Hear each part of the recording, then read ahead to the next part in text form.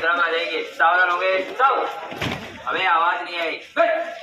सब अपना दाहिना हाथ आगे निकाल लें आप।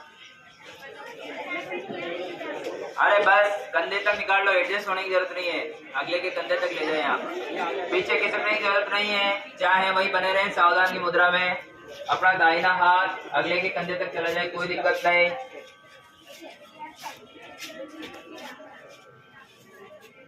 आवाज नहीं करेंगे। सावधान। स्वच्छता शपथ। मैं शपथ लेता हूँ कि मैं स्वयं स्वच्छता के प्रति सजग रहूंगा। उसके लिए समय दूंगा। हर वर्ष 100 घंटे यानी हर सप्ते में 2 घंटे श्रमदान करके स्वच्छता के इस संकल्प को चरितार्थ करूंगा। मैं न गंदगी करूंगा, न किसी को करने दूंगा। सबसे पहले स्वयं से, मेरे परिवार से, मोहल्ले से, मेरे गांव से, मेरे कार्यस्थल से शुरुआत करूंगा। मैं गांव-गांव और गली-गली स्वच्छ भारत मिशन का प्रचार करूंगा। स्वच्छता की तरफ बढ़ाया गया मेरा एक कदम पूरे भारत को स्वच्छ बनाने में मदद करेगा। मैं जो शपथ ले रहा हूँ मैं अन्य 100 व्यक्तियों से भी करवाऊंगा।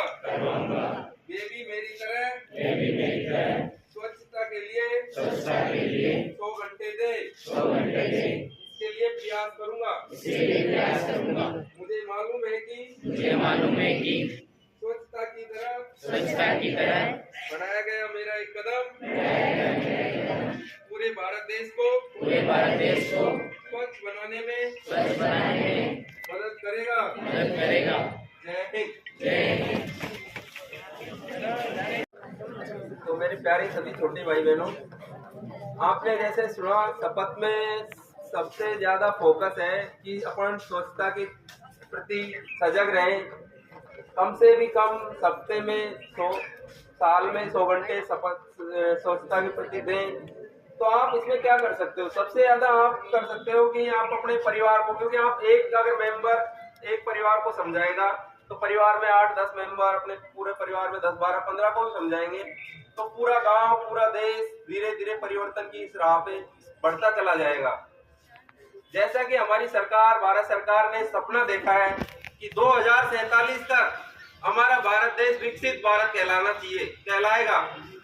और विकसित भारत में स्वच्छता के प्रति 2014 में जैसे ही नरेंद्र मोदी गवर्नमेंट सरकार आई तो उन्होंने स्वच्छता के तहत शौचालय बनवाए, जगह जगह स्कूलों में भी परिवर्तन किया, शौचालयों का निर्माण करवाया। गांव-गांव में पहले लोग हैं जो गांव में बाहर शौच के लिए जाते थे, बहुत शर्मिंदगी और बहुत ही हमारे लिए एक चिंताजनक विषय था, उसको सोल्व किया। और उसी के तहत अब सरकार चाहती है कि हम 2047 तक कैसे भी करके स्वच्छता के प्रति 100% बिल्कुल हाइजेनिक हम सोचते हैं और मूवियों में देखते हैं कि जापान, अमेरिका, यूरोप के बहुत से कंट्री वहाँ मतलब बिल्कुल क्लीन लोग हैं जो एक मिट्टी आपको कचरे का कुछ दिन का भी नहीं मिलेगा। पर वहाँ कोई गवर्नमेंट नहीं करती, वहाँ की वो लोग करते हैं। वहाँ के लोग हैं जो, मैंने सुना था मेरे साथीगण अभी कुछ दिन पहले कोरिया गए थे तो उन्होंने बताते हैं कि वहाँ एक आपको तिनका तक नहीं मिलेगा। अगर किसी ने कुछ खाया है तो अपनी जेब में रखेगा, अपने बैग में रखेगा, एक डस्टबिन के पॉलिथीन रखेगा, उसमें रखेगा। और अपने यहाँ भारत में अभी भी अपन सब देखते हैं, अपन भी खुद भी करते हैं कि अपन कहीं भी फेंक देते हैं, कहीं भी चाय पी या कुछ खाया या फल फ्रूट का छिलका। तो उससे क्या है, हमारे देश की जो रेपो है, अभी हमारे भारत देश में टूरिज्म जो बहुत ज्यादा बढ़ रहा है, वो बाहर के लोग आते हैं, वो देश को जब देखते हैं कि यार यहाँ कितना गंदगी फैली हुई है तो देश को बदनाम करते हैं वहां जाके कि यार भारत तो बहुत गंदा है, उससे देश का नाम खराब होता है। तो हम अगर सोचे कि आप खुद परिवर्तन होंगे, अपने परिवार को बदलेंगे, अपने समाज को बदलेंगे तो देश बदल जाएगा। तो 2047 में जो भारत सरकार ने सपना देखा है उसको अवश्य पूरा होना चाहिए और पूरा होगा। तो आप सभी से निवेदन है कि अपने कम से कम अपने परिवार को समझाएं और खुद भी एक बाल्टी रखें, घर में कभी कचरा ना फैलाएं, स्कूल में भी इधर उधर कहीं भी गंदगी ना फैलाएं। स्कूल में डस्टबिन वगैरह अगर सरकार देती है तो ठीक, नहीं तो खुद काउंट्री करके एक डस्टबिन रखें, कैसे भी करके मतलब स्वच्छ बिल्कुल अपने स्कूल को, परिवार को, घर को यहाँ से स्टार्ट करो तो अपने आप देश बदलेगा। और सप्ताह में कम से कम 1 घंटे 2 घंटे जितना भी टाइम मिलता है तो श्रमदान करें सब बच्चों। जैसे अभी मैं देख रहा हूँ अपनी स्कूल में काफी बच्चे हैं, अगर आधे घंटे भी कोई आसपास सफाई का अभियान किसी दिन रख लिया या अपने स्कूल में रख लिया, बाहर रोड पे रख लिया, कहीं भी हॉस्पिटल में रख लिया, तो बोतलें वगैरह कुछ भी बाहर नहीं फेंके, जहां डस्टबिन मिले वहीं फेंके, डस्टबिन का ही प्रयोग करें। या अगर डस्टबिन नहीं है आपके पास आसपास तो आप ऐसे उसको बैग में रखिए, पर इधर उधर ना फेंकिए। स्टेशन वगैरह पे जब भी आपको जाने का मौका मिलता हुआ, आजकल वैसे बहुत सफाई पे बहुत ध्यान दिया जा रहा है, स्टेशन पे भी साफ सफाई हो रही है, पर फिर भी देखने को मिलता है कि लोग हैं जो पटरी पे कुछ भी फेंक देते हैं और फिर वो बाद में खुद ही बोलते हैं कि यार देखो कितना गंदा है। तो ये सोच को बदलना पड़ेगा और सोच बदलेंगे जब इंडिया बदलेगा।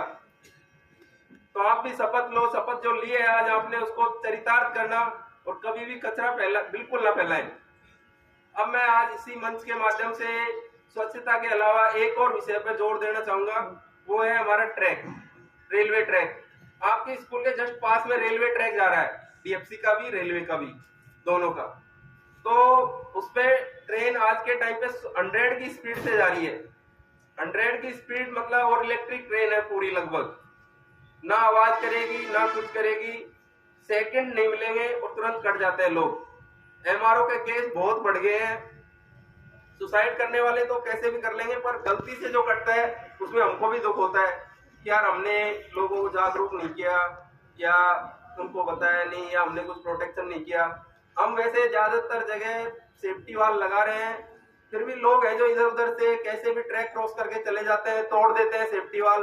मैं, मेरा सेक्शन है यहाँ तक ब्यावर तक, आगे मदार से ब्यावर, उसमें मैं देखता हूँ कि बार बार सेफ्टी वाल को लगवाता हूँ और फिर लोग तोड़ देते हैं या ऊपर होके कूद के जाते हैं। तो ऐसा क्यों करते हो? हर 1 किलोमीटर में लगभग सब जगह अंडरपास है, ओवरब्रिज है, और अगर फिर भी क्रॉस करना पड़े तो कम से कम देख के, अगर मान लो ऐसी परिस्थिति है कि अंडरपास में पानी है या सब कुछ है, तो थोड़ा बिल्कुल सावधानी से क्रॉस करें। और अपने परिवार वाले, पिछली बार देखा था यहाँ सराधना में 17 भैंस एक साथ कट गई थी, आपकी ही थी, आपके परिवार की थी। तो कम से कम ट्रैक से दूर रखें ये पशु, मतलब कि क्योंकि घास वास रहती है पास में, पर उसके लिए चराने के लिए लोग आ जाते हैं, पर वहाँ रिस्क है बहुत ज्यादा। अगर आपकी एक भैंस भी कट गई तो 80,000 90,000 के आसपास, और गरीब आदमी है सब, अपन मिडिल क्लास, तो अपन को बहुत नुकसान होगा। तो रेलवे कुछ देगी नहीं इसमें। तो रेलवे ट्रैक से जहाँ बाउंड्री वाल लगी हुई है उसके अंदर कम से कम घुसे नहीं, कुछ भी ना घुसने दे। परिवार को भी यही समझाएं कि, और जहाँ पॉपुलेटेड एरिया है तो आप 1 बार घुसे, 2 बार घुसे, कभी कभी आपसे गलती होगी और आपको बहुत भारी हर्जाना भुगतना पड़ सकता है। अगर आपका कोई मेंबर वहां कट गया, कोई आपकी गाय भैंस कट गई, या कोई आपका बच्चा अगर साथ में चला गया उस दिन गलती से वो कट गया, तो आप जिंदगी भर पछताओगे। तो अपने परिवार को ये समझाना कि ट्रैक में जैसे बाउंड्री वॉल लगी हुई है उसके अंदर बिल्कुल ना जाए, किसी भी सूरत में ना जाए। क्योंकि आजकल जो सोचते हैं, बहुत से लोग देखते हैं, यहाँ से मैं जब भी ट्रॉली करता हूँ कि ट्रैक पे बैठे रहते हैं। जैसे आप जैसे मेरे छोटे भाई बहन, उनको मैं जब बोलता हूँ कि यार इस पे मत बैठा करो, तो बोलते हैं सर हमको दिख जाती है ट्रेन से, हम बस लेंगे। तो कई बार अपन बातों में मशगूल रहते हैं और पता नहीं चलता। तो सीआरओ एमआरओ का केस सबसे ज्यादा जो कटते हैं ना एमआरओ में, वो एक्सपर्ट ही कटते हैं। हमारी जो रेलवे है, इतना बड़ा डिपार्टमेंट है, उसमें रोज हमारे जो काम करते हैं ट्रैक पे वो तक कट जाते हैं। तो आप तो ट्रैक का अनुभव भी नहीं है, तो इसलिए ट्रैक से दूर ही बनाए रखें, ट्रैक पे जाने की कोशिश ही ना करें। और आजकल है जो जहाँ कभी पत्थर रख देते हैं, कोई कुछ क्या कर देता है, तो उसकी वजह से हमने एक अभियान चला रखा है कि हमारे ट्रैक के आसपास कुछ भी दिखा तो हम उसको तुरंत संदिग्ध मान के उसके खिलाफ कार्रवाई करेंगे, जो भी कानूनन कार्रवाई होगी। तो आप जो अपने परिवार को, अपने सबको समझाएं कि ट्रैक से जितना पॉसिबल हो सके दूरी बनाए रखें और जाएं नहीं। अब मैं आगे विनती करूंगा हमारे अवनिंदर ठाकुर आपसे, जो सिविल इंजीनियर है पैसे से, वो आपको 2 शब्द कहेंगे।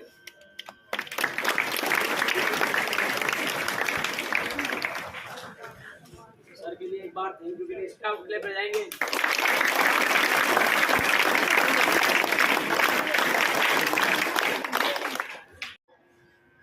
आदरणीय सर और क्या बोलते यहाँ के प्रधानाध्यापक महोदय, जिन्होंने हम लोगों को ये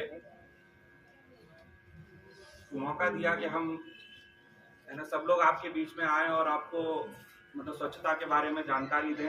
तो आज जैसे सर ने बताया, अभी सर ने आप लोगों को मतलब जो भी शपथ दिलवाई उसमें स्वच्छता पे मेन फोकस था, और सर ने आपको ट्रैक के बारे में भी जानकारी दी कि आपको ट्रैक क्रॉस नहीं करना है और स्वच्छता का मेन ध्यान रखना है। स्वच्छता का ध्यान ऐसे कि जैसे हम लोग अपने मतलब क्या बोलते परिवार में कितनी साफ सफाई रखते हैं, घर में साफ सफाई रखते हैं, वैसे ही बाहर भी हमको मतलब अपना एक तरीके का परिवार ही मानना है, घर मानना है इस देश को। तो हम अगर परिवार मान के और अगर घर मान के देश को चलेंगे तो हम उसकी साफ सफाई पे बहुत अच्छे से ध्यान दे पाएंगे। तो हमको साफ सफाई पे मेन ध्यान देना है। अगर हमारा देश साफ रहेगा तो फिर हमारा देश स्वस्थ भी रहेगा, स्वस्थ रहेगा तो देश हमारा आगे बढ़ेगा, और फिर देश अगर हमारा आगे बढ़ता है तो फिर देश हमारा विकसित उसमें जाएगा श्रेणी में। जैसे क्या है, अभी आप लोग विद्यालय में पढ़ते हैं कि देश हमारा विकासशील है ना। फिर हम अभी 2047 तक हमने लक्ष्य रखा है कि हमको विकसित देशों की श्रेणी में जाना है, तो उसके लिए हमको प्रयास करना है और फिर मेन स्वच्छता पे ही हमको मेन फोकस करना है। तो हम अगर अपने आसपास साफ सफाई रखेंगे तो हमारा वातावरण भी काफ़ी स्वस्थ रहता है, तो हमको काफ़ी पढ़ने में भी अच्छा लगता है। तो इस तरीके से अपनी मेन स्वच्छता पे काफ़ी फोकस करना है। और इसी के साथ बहुत बहुत धन्यवाद आप लोगों का, जो आप लोगों ने हमको ये मौका दिया। Thank you. उनका भी जोरदार तालियों से स्वागत करते हैं।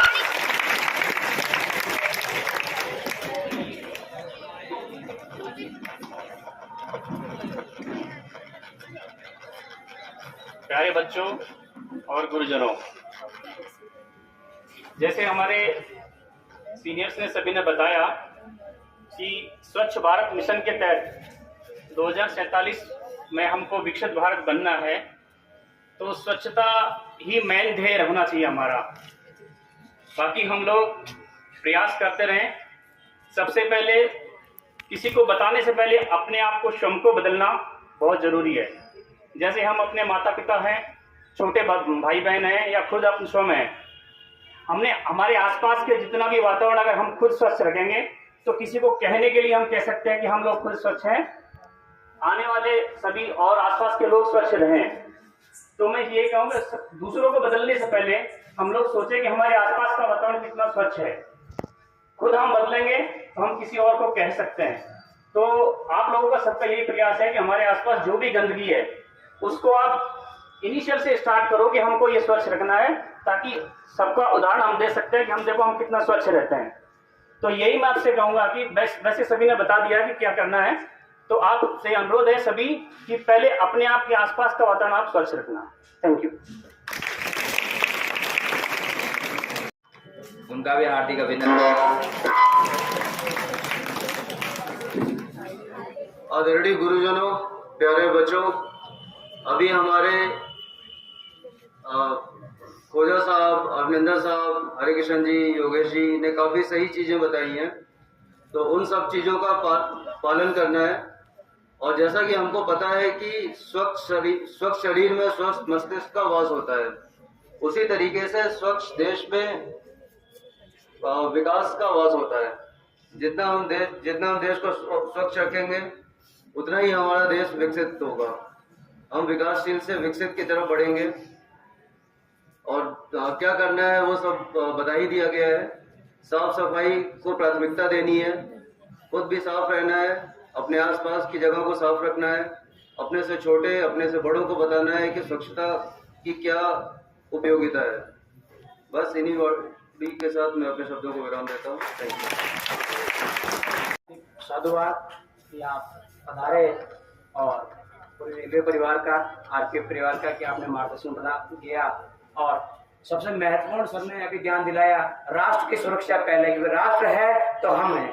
इसलिए आए दिन हम अखबारों में पढ़ रहे हैं कि रेलवे ट्रैक पे कोई पत्थर रख रहा है, कोई गैस का सिलेंडर या कोई लोहे का टुकड़ा रख रहा है, तो ये राष्ट्र के लिए सबसे बड़ा खतरा बनकर उभर रहा है। इसलिए प्रत्येक विद्यार्थी, प्रत्येक नागरिक का ये दायित्व है कि वो सजग रहे और तुरंत इस प्रकार की किसी स्थिति को पाए अपने आसपास तो तुरंत सूचित करे, क्योंकि देश बचेगा तो हम बचेंगे। एक साथ फिर से वंदे वंदे वंदे। धन्यवाद।